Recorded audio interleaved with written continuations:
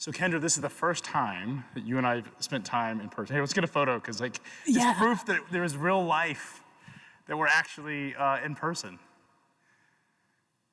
So perfect, thank you. We have talked to each other, it feels like dozens of times Yes. over video, but never in person. So this is Never in person. awesome to have you here. It really is, to see you as an actual human. I know, I actually exist. I'm not an AI. Me too. So, Kendra, you've been in the role as CEO of Truckstop. You took on a founder-driven company to a professional management-driven company, and now you're the third generation of Truckstop. Yeah. Tell us a little bit about that journey as a CEO now. Yeah, the journey I describe a lot of times as being really dynamic, because when I stepped into the role, actually when I joined Truckstop, it was in the middle of 2020. We were just getting used to the pandemic. And then, things started to take off. So the pandemic boom happened, and that lasted for a while.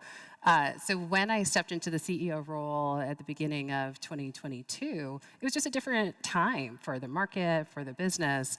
And I think what's been really interesting about my role is how much I've had to flex, right, and change and adapt to the environment around us. There's a lot of learning in that for our business. Truckstop is much bigger than it was the last time we went through a cycle. And that just means that we've got more to manage, more to evolve, more to mature across the business.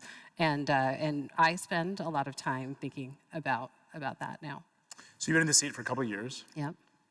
What do you feel like in terms of your personal, where are your fingerprints on the business that sort of has evolved the business into sort of this bigger organization? Yeah. Right now, if you were to look at the business, I think one of the places you can see my fingerprints is on the leadership team. We have had a lot of evolution in terms of who's leading which functions, bringing people from the outside in. We have been really focused on blending both talent from the tech sector as well as talent from the transportation sector. So particularly over the course of 2023, one of the things I'm so proud of is looking at the composition of our product team, which is this beautiful mix of tech background, freight tech, transportation, that's really good for where we are. And we didn't have it the same way in previous years. So talent is the place where you can see my fingerprints today, and you will continue to see that as we go forward into 24. Now, you brought a playbook, often referred as the Vista playbook, which is sort of an infamous, we'll call it, playbook of private equity tech, how to scale a tech company in a private equity sort of background. Tell us a little bit about how much of that you've adapted into the Truckstop business, and how much of you said, hey, that playbook does not work for us. Yeah, so I do have the playbook experience. What I've learned about the playbooks, not just with Truckstop, but with even when I was in the Vista ecosystem working with Vista portfolio companies, is the playbook is the place to start to figure out almost what the journey will be for the company. It does not need to be implemented to the letter of the law. And with Truckstop, I had to really pick and choose which things I would implement when I came into the business. And so there was a lot that we did around how we structured and designed our sales and customer teams. And that was probably the biggest investment that I made at that point. So the Vista playbooks are definitely present, I think, in what we do. But as my executive team knows, when you come into a business, it's really hard to just all of a sudden force playbooks onto the business. Instead, you have to figure out, how do I meet the business where it is, and then nudge it forward. So this is an interesting time in freight. Right? Yeah. I think the cycle has been top of mind. Have had a number of conversations about the cycle, where we're at in the cycle. I'd love to just, and I don't want to spend an enormous amount of time on this, because I think there's other sort of relevant topics that is unique to your perspective. But I'd love for you to give some perspective on what is Truckstop's current sort of thinking about where we're at in the cycle. What are you seeing in terms of your data that you feel is unique, sort of uniquely tells the story about what's going on? Sure. There are 3 themes that I see in Truckstop data. They won't be surprising. The 3 themes are fraud, and obviously the incredible increase, historic increase in fraudulent activity within transportation. The second theme then is capacity, because even though we're in the midst of a pretty large and meaningful market correction, capacity is still at one of the highest levels it's ever been at. And then rates, we talk a lot about rates, and rates have declined materially. I spend a lot of time looking at invoice values from our factoring business, and year over year, those come down 35 to 40%. So there's a lot of movement that's happened over the course of this year. So when you think about that and going forward and what that might look like, I think what we see is because capacity is still so high, there's more correction to happen, more correction that has to come, and load volumes aren't high enough to support the level of capacity that we see in the market today. So the market is overserved with capacity. Yeah. That's really keeping things pretty sluggish. Do you have a perspective at this point when it's going to turn around? That's the question that is on everyone's mind, is how much more pain do we have to take? Yeah, I hate to say this answer. I think the answer is not as soon as we want it to. It's a safe answer. It is. And then if you poll me and others, I was talking to our data science team, and I think one of our data scientists thinks we're at least 24 months out from our next peak. So not the next upcycle, but from our next peak, which when you look at the data, I could see how that would be true. It's just that it's hard to forecast, I think, a peak or a meaningful change in the 2024. Yeah, there's so many, large level of uncertainty with the broader economy, just so many things that we don't know. One of the interesting things last time we spoke, on video, of course, was the fact that you guys were seeing, even in the midst of this really severe correction and downturn, you were seeing new authorities be minted and new members to the network. Is that still taking place, or is that largely that growth story of the market and capacity? Is that largely have we ended that? It looks like we've ended, so there's still new carriers that enter the market. It's just that overall the number is negative. So one of the things we pay really close attention to is the count of carriers in the market. We've been tracking it since 2000. When you look at it for each year up until this year, that carrier count number has grown.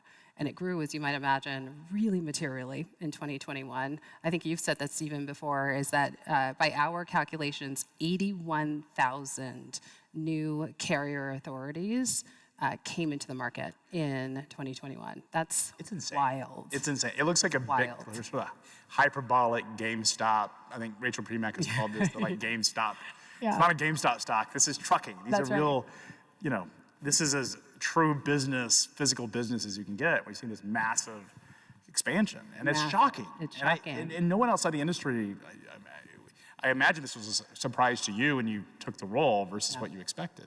Yeah, so when I go back and I look at 2019 carrier counts versus where they are today. So stats are, in 2019, we had 270,000 carriers that were operating in the for-hire market. When you look at it as of October 2023, it's 388,000. That has to correct. And we saw that peak, right? We had some of that churn out, but we showed a chart yesterday that was just talking about the very slow churn, very gradual churn. Yeah. It's not happening fast. It's not happening fast. Why do you believe, there's been an ongoing debate, and I wouldn't call it a debate because I don't think anyone disputes it, but there's a lot of discussion about why do we think some of the carriers have held on longer. What is your sort of take on why? Because I think most folks, if you'd ask them, and I think a lot of folks that offered this up even a year ago, had said, hey, this is going to churn out really quickly, we're going to get rid of all those excesses. We haven't seen that. Why do you think that's the case? Yeah, I think a big part of it is carriers did really well in 2021 and 2022 and built most likely financial cushion that has not run out yet. I think the questions we have are how many of them still have leased equipment, how many of them still have debt, which is getting more and more expensive. And so I think as we go into 2024, the question is, will they burn through that financial cushion. So we'll have to see. You know, I was talking about reflections from 2023 about fraud, capacity, and rates. We look at fraud, that's at a historic high, right? It's never been higher. Capacity, still at a historic high. Here's what's not historic yet, is the drop in rates. And so when you think about 24, in order, my working hypothesis would be we're going to see rates that would be lower, much lower than we would like them to be in order for the correction to actually happen. For us Is to that get in back to a spot? reasonable one. Spot specifically? Spot specifically is what I'm talking about. I mean, that is certainly an alarming, considering how much, how challenging that's been. Yeah. Do you have any perspective on the magnitude of a potential drop, or just? I don't. I really don't. It's. I think I say this to the teams a lot. I think right now what you've seen is this gradual market correction, and I couldn't tell you at what rate it starts to become sudden, but at some point those financial cushions have to disappear because they're not being replenished right now. Cash flow element. That's right. And so it's gradual, and then I think it will happen suddenly. And actually, the question I have right now, because authority data is lagging, the question is it happening yet? Will it happen more across November, December, and by the time we get to Q1, we'll look back and say, oh, there we can see the acceleration picking up? That would be good, right, if we could see it start to pick up sooner rather than later. But the numbers are really stark when you look at it. There's far too much supply for the volumes of freight that we have today. It's the old quote, how do you go bankrupt? Slowly and then suddenly. Correct. Gradually and then suddenly. Gradually, then suddenly. Yeah, so it's just, I think that's a pretty good perspective. One of the things that I found interesting when we spoke, I think it was in February or March of this year, was the fact that this idea of a bloodbath is the term we use, which everyone loves to remind me of that. I recall that. Premack has a better term called the purge, which is, I would argue, is that better? I don't think so. It's sure. A bit more provocative. You expect a journalist to write that. Right. But one of the things that I think was surprising early on was, earlier this year, is we didn't see a lot of sort of wholesale bankruptcies. We had not gotten to the point, because I remember back in 2019, we were writing bankruptcy stories twice a week. And there was a period of time where in this cycle we had not written that. And the idea of a bloodbath felt like it was an exaggeration for a while. Right. This past weekend, I was actually looking at, because of some brokerage bankruptcies were sort of news. We had 4 brokerage bankruptcies, and I couldn't remember the last time we'd had any sizable bankruptcy, an asset-only or a non-asset-only provider that had gone bankrupt.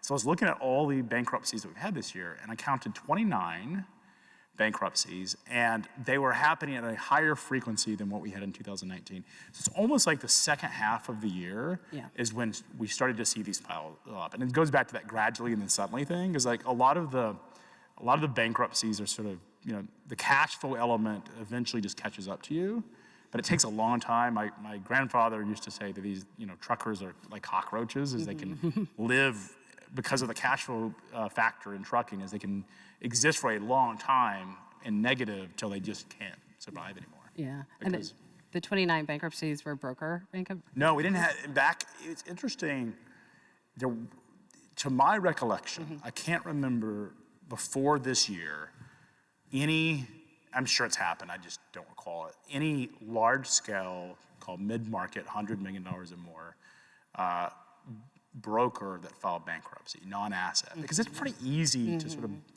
downsize your company when you effectively have human capital and computers. It's very different when you have trucks. Trucks, that becomes a different issue. And so the difference is that we're in a non-zero interest rate environment. The ABL lines are caught up to them. A lot of them use that. So it's just a different environment, which is what we're saying. I want to get into the fraud conversation, because I think this is probably top of mind for so many in this industry. You mentioned it, that we've seen this mass propagation of loadboard fraud, of double brokering situations, of cash fishing, all these new schemes. And it seems like since COVID that it has grown exponentially. You touched on it. Why? Yeah, it's a really good question. I was talking to one of our customers, and the explanation that we came up with together was the reason why there's so much fraud right now is because it's actually cheaper to make money being a criminal, right? When you think about how easy it was to make money in 21 and 22 versus how much harder, right, it feels coming down off of that, one of the hypotheses we had was, yeah, it is easier to make money by doing fraudulent or nefarious things. We have, in the Truckstop ecosystem, not just our freight matching product or the load board on truckstop.com, but we've got RMIS in our factoring business as well. And so we don't just pay attention to load boards, we really have this panoramic industry view. And across the board, fraud is exceptionally high, like in all channels. So it's not limited to the load board. But I'll give you some of the stats that we see, which is we work hard ever since Truckstop was founded.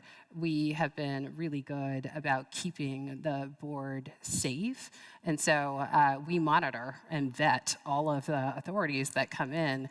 It used to be that fraudulent companies you could count them in the tens to the hundreds, right, on a regular basis. And now, when you look at it for 2023, something that was denominated in the hundreds before at most is denominated in the thousands. So for this year, we've removed 7,645 fraudulent accounts from our load board, and then countless others across our factoring and RMIS ecosystems. So there are literally thousands of fraudulent actors that we have helped to take out.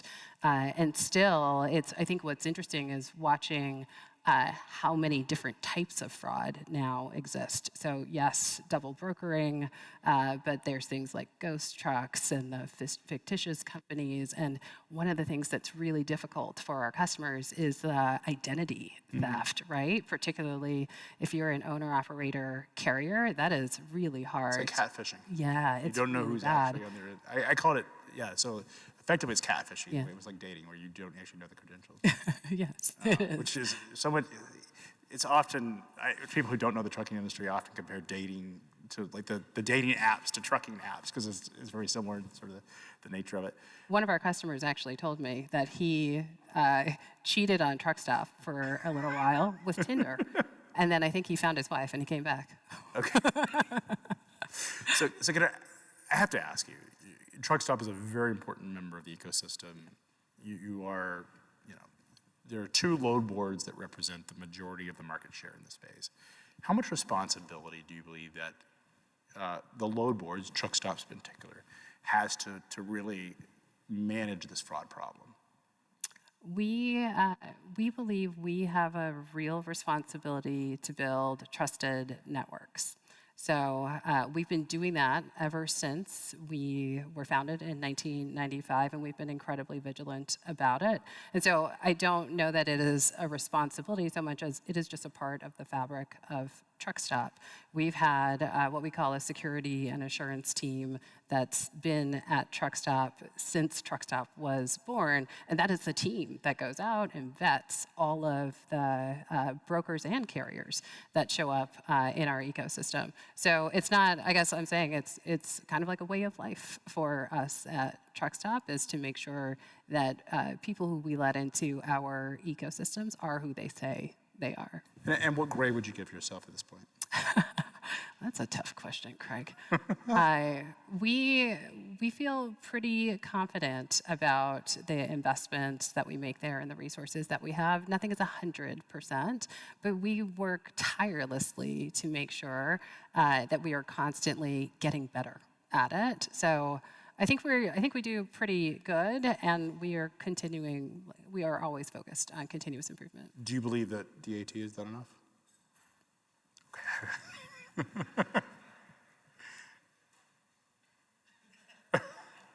What do you think? That's a safe answer. Look, I don't. I think they have been deficient, and I think they have been. Here's what I'll say: is you guys came out and addressed the issue very openly.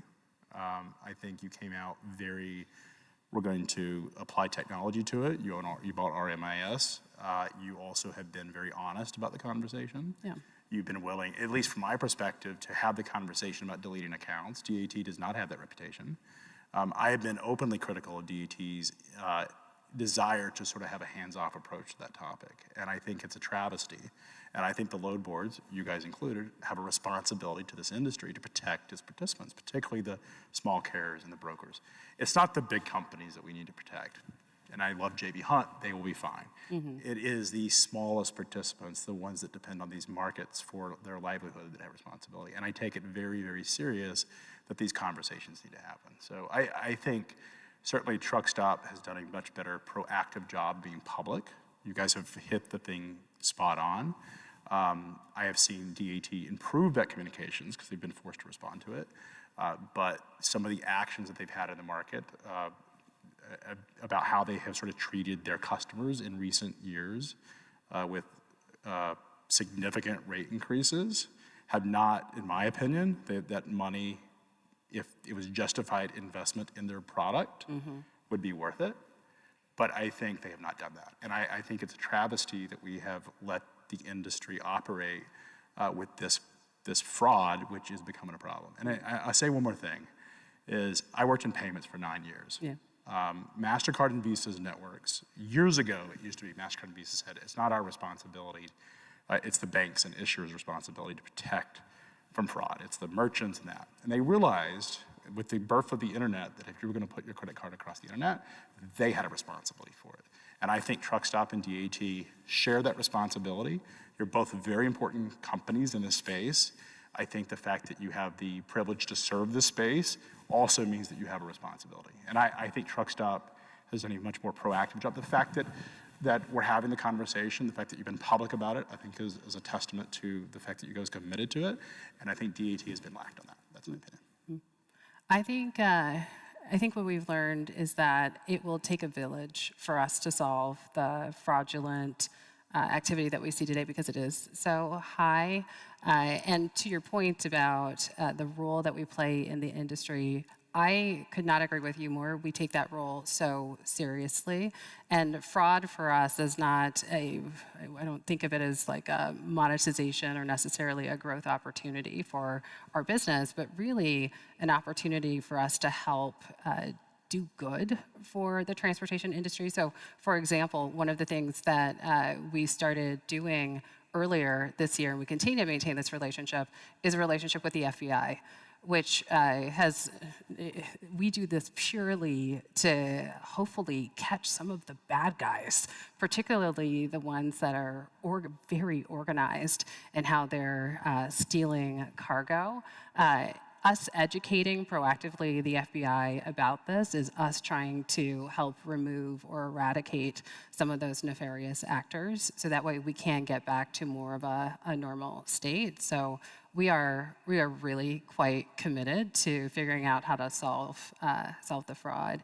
And then, it kind of goes back to what I was saying before about, it's not just about the load board, but it's more about, and it's not just about fraud. It's, I think fraud is, because it's so historic and it's so painful, right, for brokers and carriers alike, we have to solve it. But really, if you think beyond this moment in time, because we will get fraud under control, and you think forward, it's less about fraud and it's more about, do you trust the people you are doing business with or not?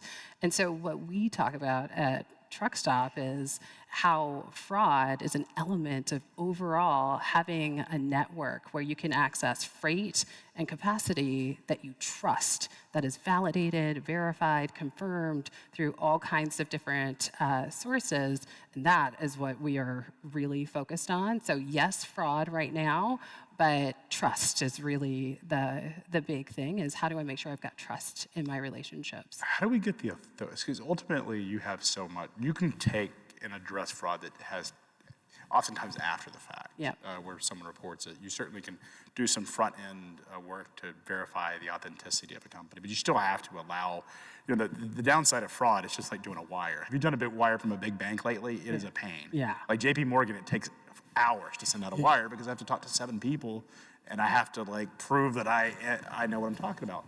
I don't know how much of that's constructive. The challenge that you have is that we have to get the authorities to recognize this as a legitimate problem. How do we do that? You The talked about authorities, proactively working yeah, with with the the FBI, FBI. because it's ultimately a federal crime. Oftentimes, these are offshore folks that learned the trucking brokerage industry from working offshore work during COVID, and they learned that there is, like you said, crime pays better. How do we get them involved? Yeah, I think what we learned, what we have learned through our conversations with the FBI is it's almost like it has to go from a snowball to an avalanche, right? In order to affect the type of change that the industry would need. And so what's good is, if there's a silver lining in it, is there has been enough fraud that this has now really truly hit their radar. And so it is something that their major theft group, I think within the FBI, is actively focused on. So for us, that's been our angle. I think there's been lots of conversations about, I think, teaming up with the TIA and getting coalitions together, right, to work with, the DOT or the FMCSA. But I think it's almost like through the groundswell, at least that we're trying to create, that hopefully that will affect some change over the course of time. Kendra, I could talk this conversation for a long time. I think, unfortunately, we don't have any more. But what message to the brokers and carriers that are in the room listening to this conversation about what they can do best? Is there one or two things that they can do best to protect themselves against loadboard fraud? Let's see. Post on Truckstop. So for carriers, we educate them right now. My heart always goes out, particularly to that the small carrier, the owner-operator, where they are caught off guard, just so unsuspecting. So a big part of what we try to do is educate them about all of the types of identity theft that is occurring. Our support team does a lot of this as people call in to change their passwords, et cetera. So for carriers, I would say definitely pay attention to the types of fraud that are gaining intensity. On the broker side, I think a big part for the broker communities is knowing your carrier. So many of our brokers already do this. We work with them really closely on it, which is how can you amass the information that you need to ensure that the carrier is who they say they are. And we partner really closely with our customers in order to do this and evolve on this. And we've got a lot more coming on it as well. And so I think there's just the continued vigilance that I already see our customers demonstrating, but the continued vigilance on understanding who it is you're working with.